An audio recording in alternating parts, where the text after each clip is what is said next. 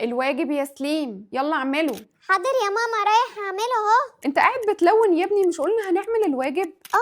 انا هقوم حالا اهو. خلصت يا سليم؟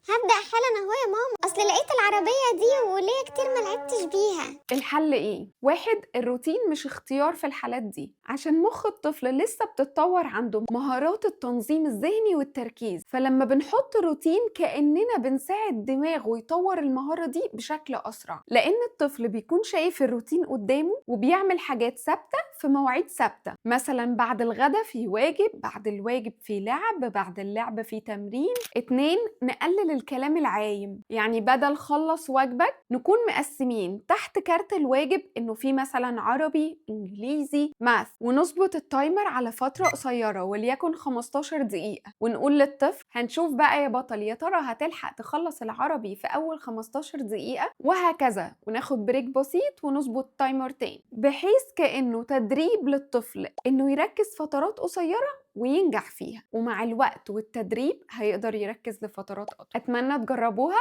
وتشاركوني النتيجة.